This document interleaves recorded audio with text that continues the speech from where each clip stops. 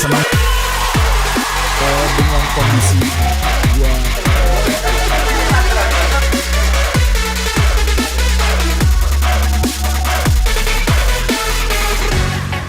Oke, balik lagi dalam acara Art Talk hari ini dan kita sudah kedatangan seorang bintang tamu yang luar biasa yang dari dulu pengen banget mampir ke sini. Setiap kali ketemu sama gue dia selalu bilang, gue kapan nih diundang di acara. Jarang-jarang nih. Kapan nih diundang dalam podcast yang ngehits gitu ya, yang viewersnya masih 200-an dalam seminggu.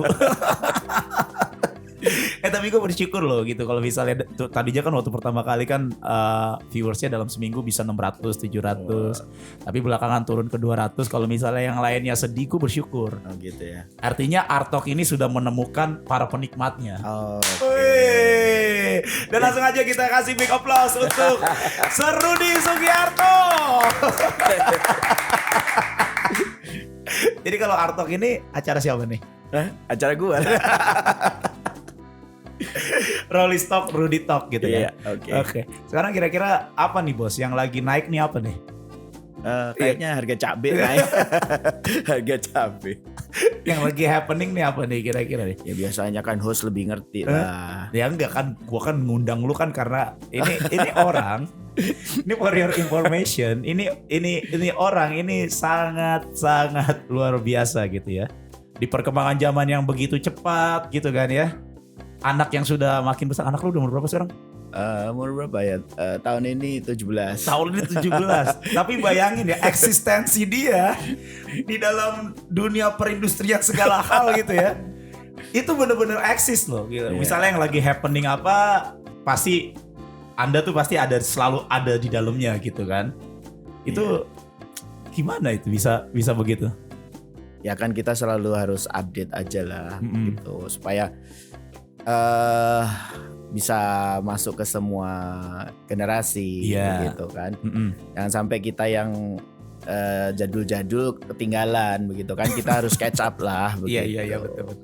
Kalau enggak kita nanti ngomong sama anak, ngomong kebetulan nggak nyambung ya. Iya, kebetulan kita berkecimpungnya juga dunia pendidikan kan harus bisa masuk ke lapisan-lapisan yang bawah gitu, harus bisa ngerti karakteristiknya mereka dan segala macam gitu. Kalau kita grow up dengan generasi usia kita terus gitu, kita nggak ngikutin perkembangan yang sekarang kan, ya kita nggak bisa istilah saya nggak bisa berkontribusi nantinya. Betul, kita juga nggak bisa nolong mereka. Problem mereka apa, generasi ini yang dihadapin apa, kelebihan di generasi kita apa yang kita bisa kasih ke mereka.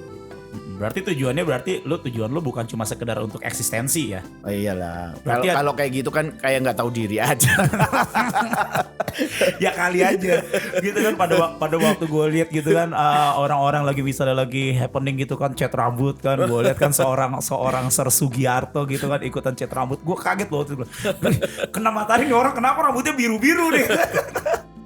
Ya kan kalau hitam kan udah biasa begitu ya. Gitu. Kalau biru kan agak gimana? Ya, sometimes gue pengen bro ngikutin gitu kan. Gue coba waktu itu ngecat rambut kan, tapi rambut kok nggak berwarna-berwarna, gue bingung gitu ya. Oh gitu ya. Kadaluarsa kali rambut. Berarti sebenarnya itu tujuan utamanya bukan cuma sekedar eksistensi ya, tapi ada sebuah tujuan yang mulia di balik itu. Supaya bisa tetap berkontribusi dengan generasi yang terus berlanjut. Iya betul. Gitu kan. Ya tadi kan lu kan juga sebelum lu kesini kan tadi kan gue sempat ngobrol sama ponakan lu gitu kan. Gitu yang gue cerita gitu. Yang gue cerita adalah pada waktu dia sekarang umurnya 19 tahun. Ya, tapi ini gak ngomongin jodoh kan? Enggak. Gue gak mau konsultasi soal itu, tenang aja. Enggak. Dan itu benar, itu sangat relate sih ya gitu kan. Dengan dia waktu itu gue dari menggendong dia dari bayi dan sekarang udah gede gitu kan. Udah punya pacar, udah gede umur 19 tahun. Nah kalau misalnya gue ini udah gak bisa digendong lagi. Iya udah gak bisa digendong lagi. Aneh kalau gue gendong gitu kan. Dan kalau misalnya gue gak mengikuti perkembangan zaman yang ada, bukan berarti ikut-ikutan zaman ya. Beda ya, bener ya. Beda antara kita ini jadi followers dan kita ini melihat setiap peluang yang ada, seberapa baik kita, seberapa besar kita bisa berkontribusi di situ. Gitu ya. Dan semestinya juga ada ada challenge lah ya gitu kalau misalnya kita mau coba adapt masuk ke generasi stylenya mereka itu kan itu challenge juga gitu. Maksudnya kita juga bisa masih fit in nggak ya gitu loh Nah istilahnya. itu dia benar. Itu Begitu kan kita kira-kira gue bisa menyesuaikan gak gitu jangan sampai casingnya generasi sekarang tapi ternyata dalamnya masih yang jadul. Nah, berarti intinya adalah jangan pernah menjadi tua ya. Iya, menolak lah. Menolak tua ya. Dalamnya. Wah, kita menolak tua gitu kan. Boleh lihat handphone lo? Nih menarik nih. Nih menarik coba. Boleh enggak? Buat apaan? Ya cuma lihat tuh. Pinjem. Enggak serius. Enggak gua buka. Ini salah satu. Ini salah satu menolak tua. Nih, salah satu menolak tua. Lu mesti lihat, boleh di zoom enggak? Tolong, master boleh di zoom. Ini ini boleh di zoom. Ini salah satu menolak tua ya. Lihat tuh casing handphone-nya, coy. Wow, iya. Ini salah satu menolak tua ini. Ini bukan enggak tahu diri ya. Ini bukan gak tau dulu, waduh lu sadar umur. Oh ini foto anak lo. Ini salah satunya nih, gila keren banget. Ini yang lagi happening gitu kan, ini sneakers sih gitu kan. Ya gak usah disebutin lah mereknya. Dan gue juga pakai beginian gitu kan. Cuma handphone gue lagi di apa? Lagi di charge gitu di belakang. Nah, lo ini kan selalu kan di setiap musim gitu ya. Apa yang lagi happening pasti ada di situ. Enggak juga lah ya. Enggak juga. Contohnya apa contohnya? Contoh misalnya gitu kan 3-4 tahun yang lalu nih misalnya nih. Gue yang ikut terhisap dalam arus lu gitu kan. Apaan tuh? 3-4 tahun yang lalu begitu lagi trending yang namanya fotografi. Ya gitu kan. Lu juga masuk di situ. Gitu. Kemudian trending sepeda. Gitu kan. Lu ada di situ. Ini jangan-jangan trending NFT lu bentar lagi ada di situ nih. Masih dipelajari. Masih dipelajari. Begitu. Nah, misalnya gitu, apakah itu adalah cara lu untuk lo benar-benar bisa berkontribusi atau gimana? Ya. Dan apa keuntungan yang lo peroleh dari itu? Maksudnya kan kita kan waktu kita ini mengikuti perkembangan zaman sesuatu, kalau nggak ada benefitnya, kalau nggak ada value-nya buat kita kan buat apa kita ikutin gitu kan? Iya. Apalagi seorang direktur gitu. Kalau fotografi sejujurnya itu udah dari lama gitu. Karena kan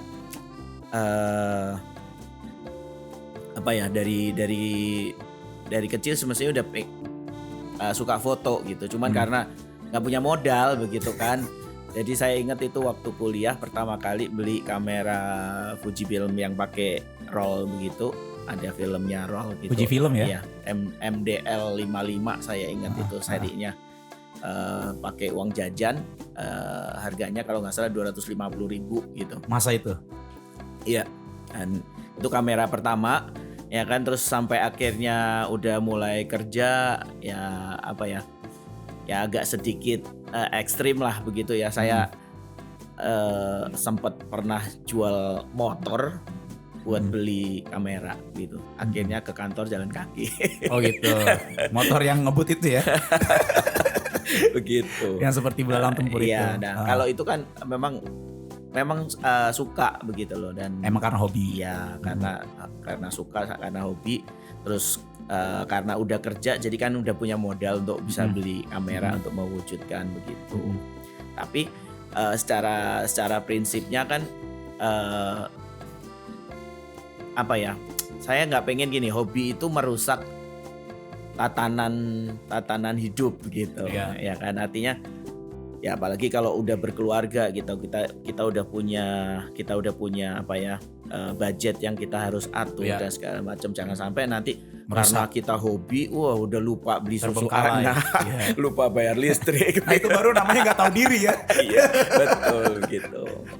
Dan, apa yang saya selalu terapin adalah bagaimana caranya hobi saya ini nggak yang menghabiskan uang begitu. Artinya hobinya yang harus bisa ya, walaupun cukup menguras uang cukup besar. Iya, paling nggak balik modal lah begitu. Nah gitu. Itu dia. Dan kalau misalnya teman-teman tahu gitu kan ya, Bapak Rudi Sugiarto ini dari kamera Fujifilm apa MD ya? MDL 55. MDL 55 yang seharga 250.000. Loncatnya langsung ke flagshipnya Fuji. Enggak lah, sempat ke brand tertentu dulu. Sempat ke brand tertentu tapi tetap kepincutnya sama Fuji gitu kan. Iya. Dan saya ini orang yang sempat kena racun sama beliau gitu kan ya. Tapi asik kan racunnya.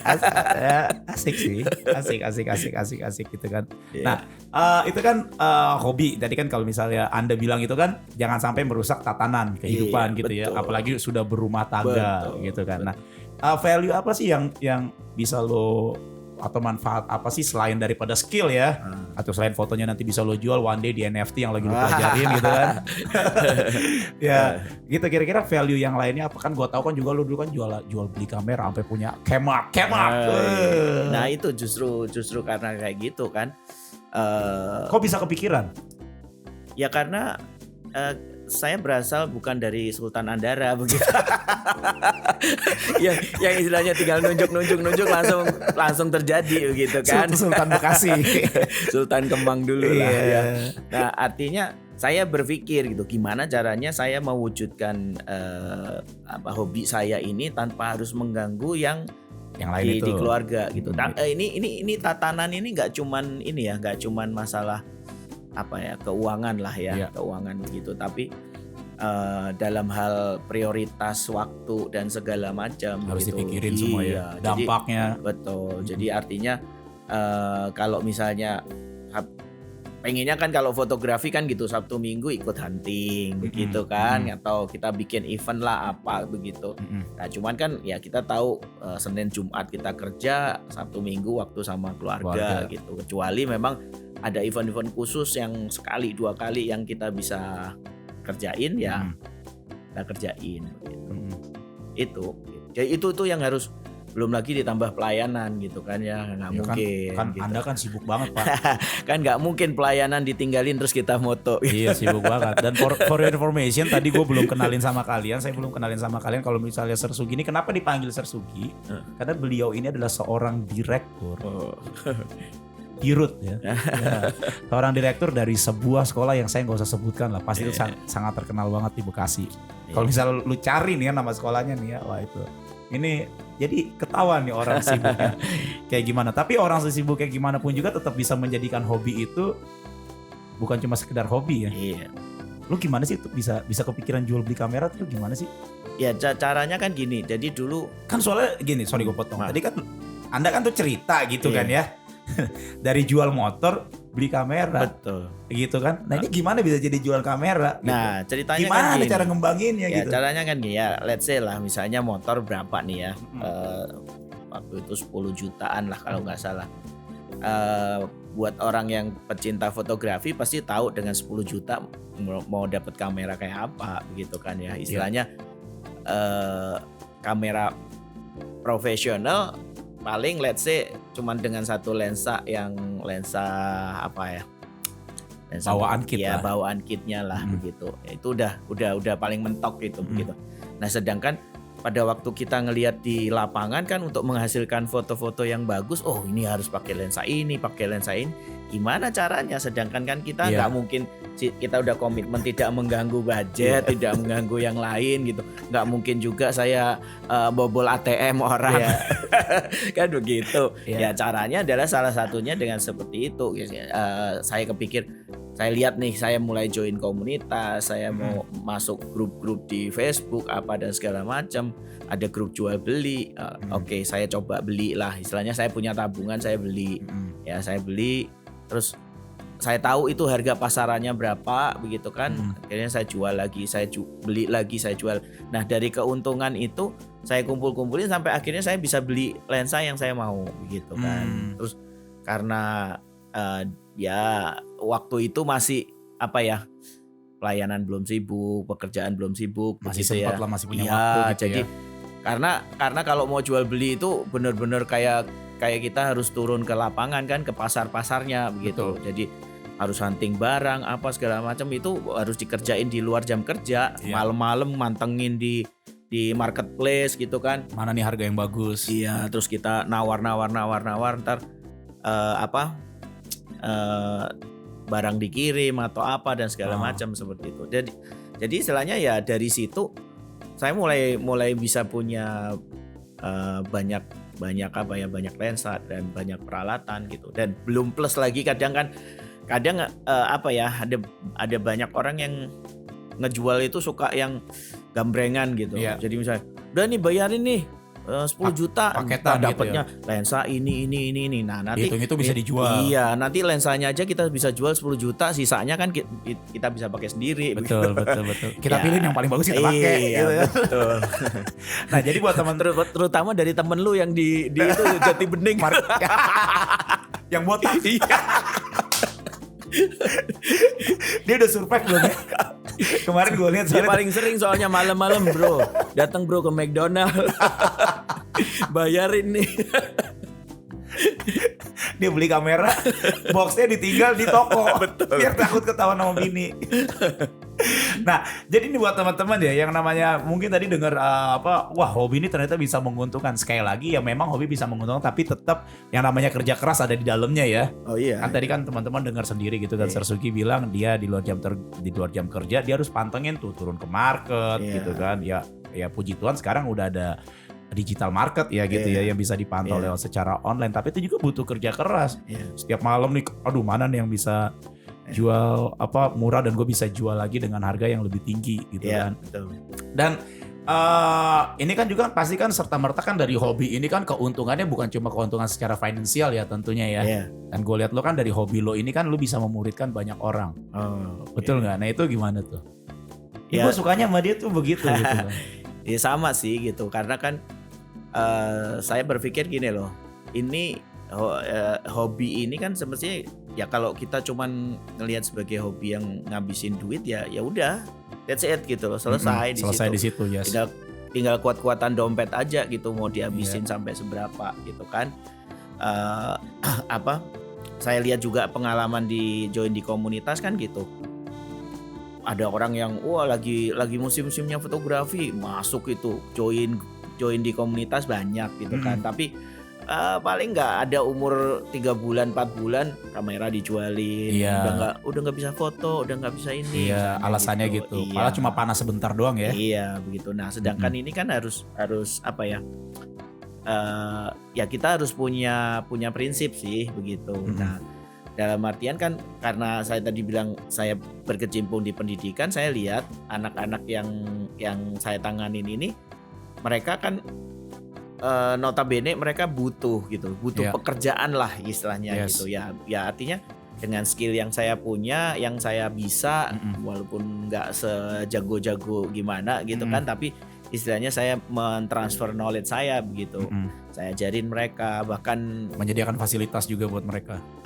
Ya fasilitasnya pakai alat saya begitu kan. Nah, sampai awal-awal dulu ya masih punya waktu, kita sempet nekat ngejob bareng gitu kan, gitu terima wedding, terima apa gitu, walaupun awal-awal cuman gitu, untung cuman 100.000, 200.000, tapi puasnya minta ampun. Punya pengalaman gitu ya. Iya, anak-anak juga jadinya punya medan untuk mereka. Ya kalau anak-anak sih nggak ada resiko gitu. Kalau dalam kondisi yang seperti ini saya memposisikan diri, pokoknya intinya gini, mereka bisa dapat lah sehari berapa gitu kan. Nanti kalau misalnya nggak untung pun ya itu nanti bagian saya gitu. Yang penting saya bisa memberi mereka pekerjaan, saya bisa kasih mereka skill gitu istilahnya, kasih mereka mimpi gitu. Karena sampai hari ini ada yang saya tahu pasti itu ada satu anak ya. Jadi begitu dia lulus, dia sempat ikut wedding photographer yang lumayan ternama ya di Kelapa Gading. Sampai akhirnya dia memutuskan keluar dan dia buka sendiri sekarang sama temennya. Wow. Gitu. Dari yang dia nggak punya modal apa-apa gitu. Tapi karena dari lo yang punya hobi dan lo menyediakan lahan itu. Iya. Saya lebih suka istilahnya apa ya? Memotivasi dia lah, memberi ini loh, ada mimpi yang kalau kamu mau seriusin kamu bisa capai. Dan sekarang punya production house sendiri. Dia jadi 2 orang, dia yang pegang fotografi, temennya yang videografi. Wah, gitu. Luar biasa ya. Jadi kalau misalnya Anda berpikir gitu ya, kalau misalnya dari hobi itu menguntungkannya hanya secara materi, ya pasti jadinya materi ya. Ya contohnya kan anak yang lo didik kan sekarang jadi punya production house sendiri gitu kan, dan dia punya benefit dari situ gitu kan. Tapi ternyata nggak cuma sesimpel dan sesederhana itu. Dari apa yang kita punya, kita bisa salurkan kepada orang lain, sehingga itu juga menjadi sebuah value yang sangat berharga ya. Itu lebih berharga sih menurut Iya saya. sih. Itu kepuasannya beda gitu. Saya juga pernah beberapa kali bawa anak-anak ikut lomba begitu kan, yang tadinya ya skill yang namanya skill fotografi itu gak ada banget lah. Iya. Saya cuman ngajarin apa itu Segitiga exposure. segitiga exposure sama komposisi, udah gitu kan. Sisanya udah hajar aja lah saya bilang gitu. Dan pernah waktu itu di Bekasi saya kirim berapa ya, ada 5 atau 6 anak gitu. Ya amazing aja gitu, pulang-pulang dibilang, "Sir, ini juara 2 gitu." Oh ya. gitu. Itu pernah ada gitu. Anak saya sendiri juga pernah gitu ikut di Canon Marathon begitu kan. Iya. Cuman gara-gara kita pulang duluan, jadi pas diumumin dia nggak ada, jadi hadiahnya di cancel gitu, juaranya di cancel. Yang lo cerita sama gue, gitu kan. Gitu. Ternyata pengkhianat juga gitu ya. Idola pecinta Fuji tapi anaknya ikut sertakan Canon Marathon. Lo kan event lombanya di situ. Kita gearnya tetap dong begitu. Kayak lagi nggak peduli mereknya apa sih sebenarnya, tapi the man behind the gun. Wih, gila. Oke, dan itu kan berarti itu merupakan sebuah kebanggaan ya yang tiada tara ya pastinya ya. Gitu ya, dari apa yang kita punya. Enak, itu emang keren banget sih kalau misalnya kita punya hobi. Cuma masalahnya nih bro, orang-orang itu kan berpikir nih ya, kalau misalnya gue punya hobi nih yang menguntungkan buat gue, itu orang pasti bakal cari tuh pertama tuh value-nya adalah uang tuh. Nah kira-kira lu punya gak sih tips nih buat mereka supaya cara berpikirnya tuh berubah gitu loh. Bahwa ada sebuah keuntungan yang jauh lebih besar pada waktu kita mementingkan atau mengutamakan yang namanya value.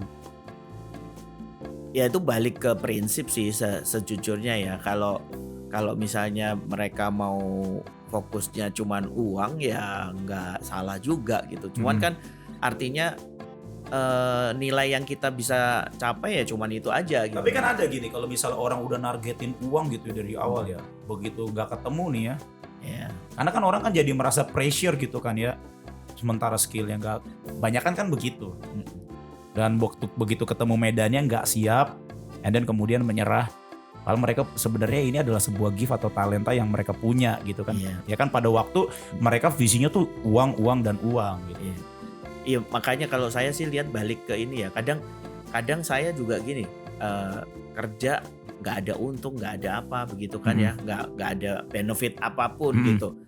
Tapi saya puas dengan karya saya bisa di-appreciate orang. Nah, itu kan beda ya. Dengar gitu. baik-baik. Nah, itu penting.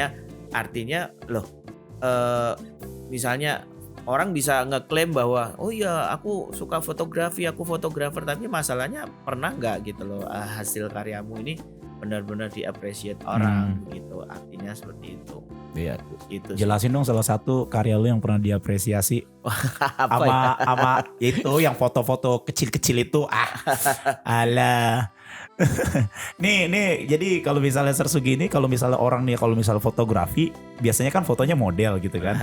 Ya model lah gitu kan, atau candid atau street ya kan, street fighter gitu sebutnya. Kayak saya doyannya street gitu kan. Alasan aja karena budgetnya tipis gitu kan. Karena kalau street itu cuma istilah kata dulu modalnya kamera doang. Modalnya kamera. Kalau udah pusing edit black and white aja. Sampai akhirnya saya ketemu dengan street fighter Indonesia yang sesungguhnya nggak bisa kayak begitu loh, diajarin kayak gini-gini. Nah beliau ini dia itu suka hobi foto itu yang mind blowing atau yang apa ya, out of the box gitu ya. Suka fotoin mini figure. Ngomongnya gitu ya, bener nggak? Dan itu saya tahu banget pernah diapresiasi oleh salah satu ya apalah gitu. Ya. Itu gimana? Jadi apa ya, kalau sampai karya yang diapresiasi banget sih enggak lah, cuman belum ya, artinya itu kan komunitasnya juga banyak ya gitu, artinya paling di Instagram gitu like-nya bisa sampai 500, 700 gitu, sedangkan kalau kita foto biasa gitu kan belum tentu bisa di like sebegitu banyak begitu. Cuman yang saya suka, kalau sejujurnya gini, semua genre apa ya, fotografi saya pernah coba gitu ya, mulai dari landscape, food gitu kan, model, Apalagi gue nyobain food failed gue. Sejujurnya iya sih. Kebanyakan dimakan dulu baru inget oh ya harus foto. Begitu. Nah, kalau yang minifigure ini yang saya suka adalah itu men-trigger kreativitas saya begitu. Jadi apa ya? Mikirin gitu. Iya, gimana nih biar menarik konsepnya gimana ya? Mau dipakein apa? Ceritanya apa? Nanti misalnya ada mau dibikin backlight atau enggak misalnya begitu, itu kan harus dipikirin gitu. Cuman ya memang yang difoto sesuatu benda yang mati ya gitu ya, nggak bergerak gitu. Jadi kita yang harus mikirin konsepnya, berarti yang benar-benar di situ yang benar-benar disajikan adalah sebuah konsep. Dan itu jauh lebih nggak gampang gitu. Sampai saya tuh pernah ngelihat fotonya beliau ini gitu kan, apaan sih ini, perlu berapa menit? Oh ini maksudnya. Tapi jangan salah, karena minifigure itu penikmatnya itu juga banyak banget loh. Iya. Itu banyak. Itu gila banget sih. Dan perkembangannya kalau di Indonesia memang dia cukup pesat sih begitu. Karena jadi apa? Mungkin pemirsa perlu lihat minifigurnya. Ya nanti lo bisa kirimin ke sini nanti biar. Ya saya bawa soalnya ada contoh. Oh gitu. boleh mana. Coba tolong tasnya yang biru. Tas Doraemon. Ya itu tuh ya. Nah, aduh tasnya aja udah Fujiga ini. Ini promo ini. Tuh kan, aduh. Ini nih kalau ngobrol sama salah satu founder nih. Bisa di zoom atau? Ini. Nah, bisa di zoom ya? Iya. Kecil banget ya bro ya? Kecil lah. Ini contoh aja. Harganya berapa? Jangan sebut harga ini. Lumayan. Biasanya kalau yang box udah di zoom belum tadi? Udah ya, cukup kelihatan box ukuran segini bisa di 400 sampai 500 ribu. Gitu. Ya. Mahal juga ya? Ya. Kalau ini yang apa? Yang pantai ya? Ya, jadi dia ada tema-temanya begitu kan. Nanti ada nomor serinya gini. Ini apa nggak ada sih ya, ada nomor serinya tapi gitu. Nah ya yang kayak gini ini nggak cuma nanti ditaruh begitu terus difoto, nggak. Jadi kita harus bisa mengkombinasi dengan apa, mikirin konsepnya ya misalnya dengan barang apa, ceritanya bagaimana gitu.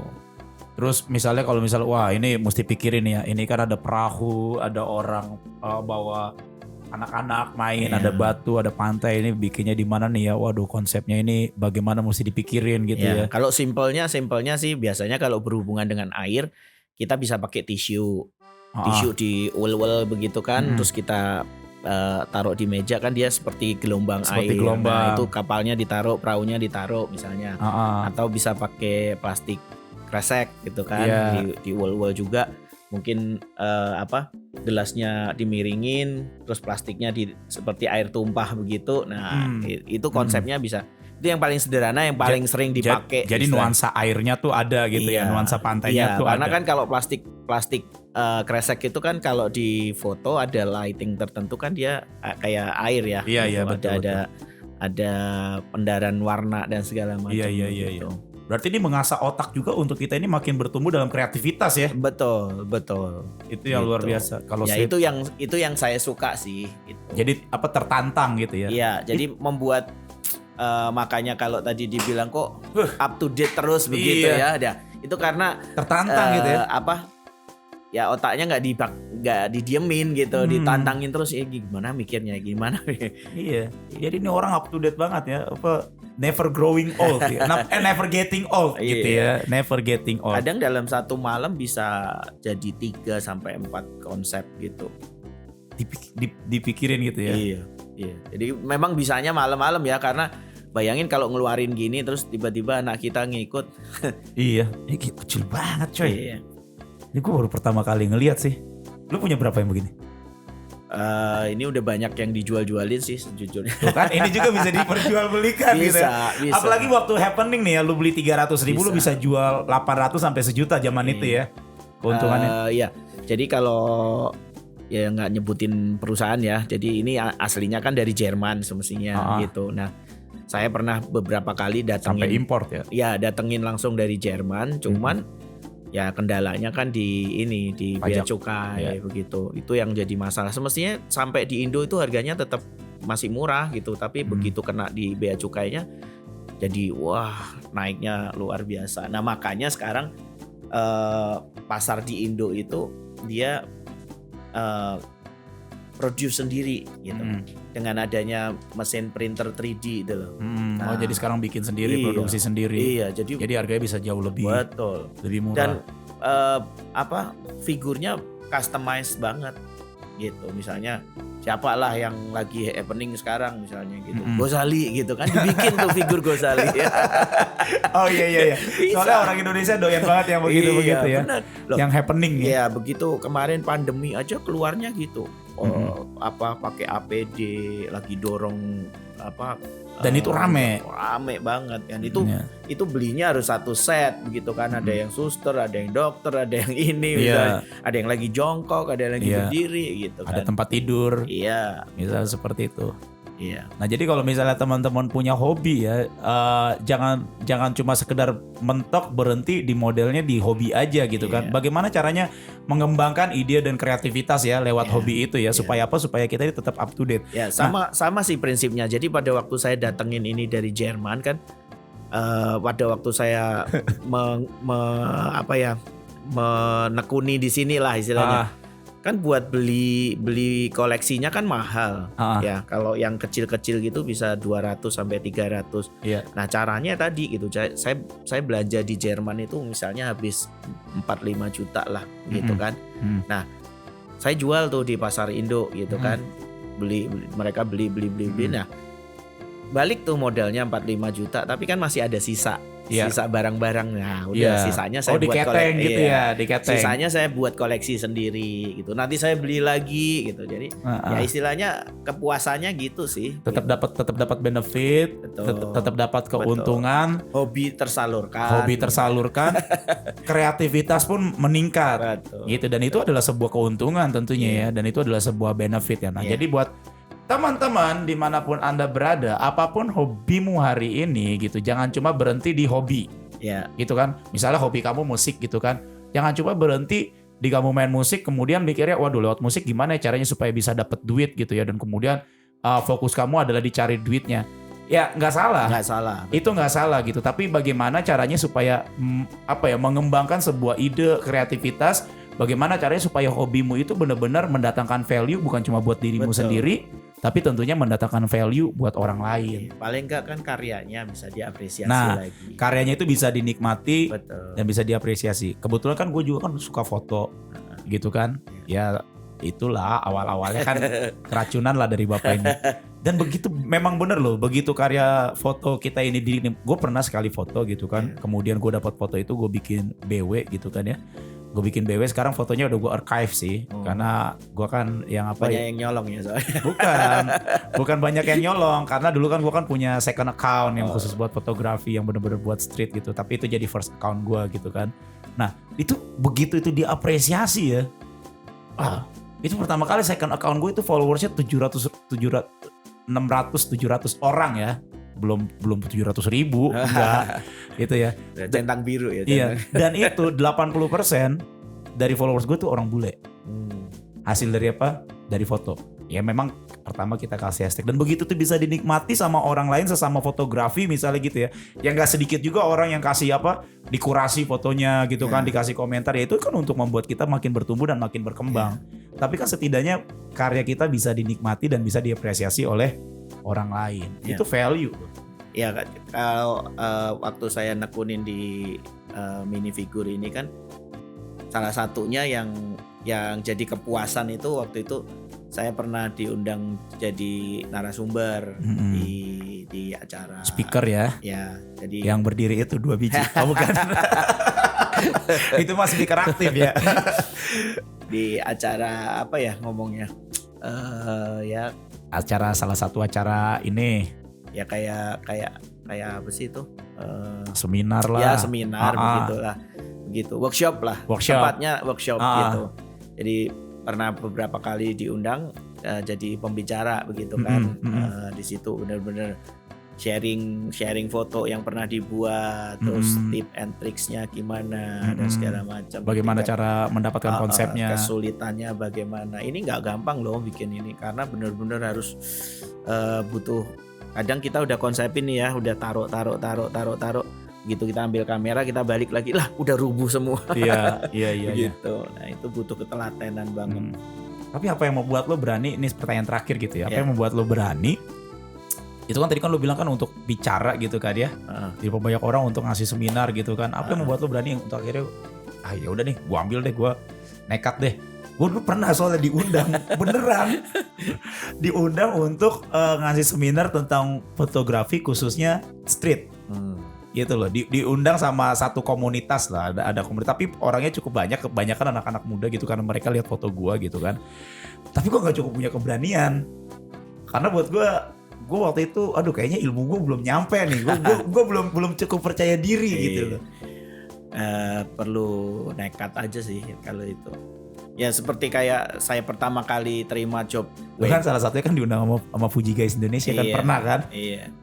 Jadi terima job wedding pertama kali itu sejujurnya kliennya parah gitu karena hasilnya nggak memuaskan kan gitu. Cuman ya udah dengan berbagai macam cara kita coba memuaskan si klien ini dengan kasih 2 album lah ini dan segala macam. Akhirnya mereka happy gitu. Tapi itu kan butuh nekat karena kalau nggak kayak gitu. Nah ini pengalaman banget sih. Mungkin kalau yang fotografer udah andal pro gitu kan, wah konyol banget sih itu, cupu banget gitu. Cuman buat saya ya itu gitu loh. Artinya buat kita nggak cuman sekedar hobi ya, kita harus masuk ke dimensi-dimensi yang baru yang seperti itu. Saya ingat soalnya gini, pertama kali kerjain wedding ya, itu belum punya pengalaman nih. Mungkin kalau yang teman-teman di studio sini udah tahu kan. Jadi ada lagi mau foto pengantinnya, saya bawa lighting, lah tiba-tiba ini ada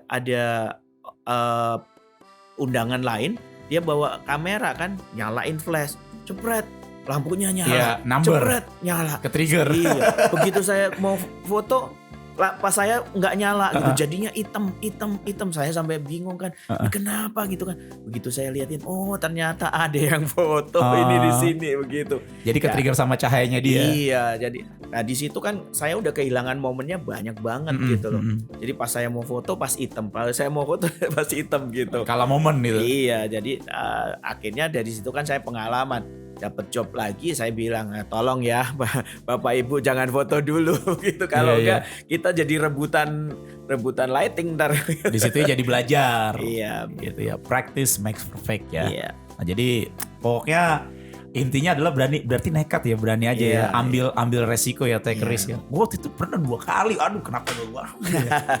Karena waktu itu gue mikirnya masih nggak cukup memiliki capability dalam hal itu. Cuman kalau nekat juga jangan yang tanpa modal apa-apa ya. Maksudnya skillnya paling nggak basic intermediate lah begitu ya. Tapi kalau misalnya waktu itu gue kenapa diundang, karena gue ngobrol sama satu orang. Akhirnya dari satu orang ini, karena waktu dia itu nanya-nanya, gue jawabin semua. Lu ya ini komposisinya seperti ini, gini. Tapi begitu diundang untuk bicara di depan 20-an orang, gue nggak cukup punya nyali, bro. Ternyata nyali itu penting ya. Jangan takut, ketakutan itu kadang-kadang itu adalah sesuatu yang belum tentu ada di depan gitu ya. So, yang pertama adalah jangan pernah menjadi tua. Ya betul ya bro ya. Kita harus men-challenge diri kita untuk kita ini tetap bisa mengikuti perkembangan zaman, tapi tidak ikut arus zaman. Betul. Gitu. Untuk kita bisa tetap berkontribusi untuk generasi-generasi selanjutnya tentunya gitu ya. Yang kedua tadi kalau misalnya gue dari ngobrol sama lo adalah jangan pernah berhenti berkreativitas gitu ya. Asal kemampuan kita. Kalau misalnya kita punya hobi, jangan sampai cuma value itu buat kita sendiri, tapi bagaimana value itu bisa dinikmati oleh banyak orang, oleh orang lain, dan itu berdampak dan membuat mereka juga bisa terima oleh keuntungan dari hal itu ya. Dan yang ketiga adalah jangan takut ya. Aduh, kita nih harus berani nekat ternyata ya. Dan dia ini orang yang nekat gitu. Saya ini salah satu orang yang kalau ngelihat hasil foto-fotonya beliau ini sampai sekarang sebenarnya masih bingung nih orang foto apa sih gitu kan.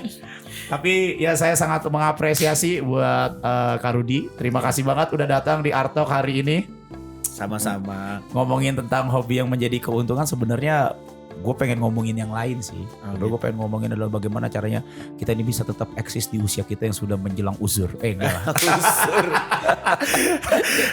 Jadi saudara nih kalau misalnya teman-teman nih ya ngelihat itu segmen berikutnya. Itu segmen berikutnya aja ya. Kalau misalnya nih ngelihat ya rambutnya nih putih bukan karena uban ya. Karena apa tadi? Biar kayak apa? Oke, ya udah, saya Rolis Firman dan juga ada siapa? Rudi Sugiarto. Rudi Sugiarto dalam acara Artok ya, terserah mau ngomongin Rollis Talk atau Rudi Talk ya nggak apa-apa lah. Ya barangkali nanti kita punya kesempatan untuk kita bisa collab gitu kan. Jadi host dan co-host gitu jadi kan. Jadi RR Talk. Double R Talk misalnya kayak gitu kan. Ya bisa aja, who knows gitu kan.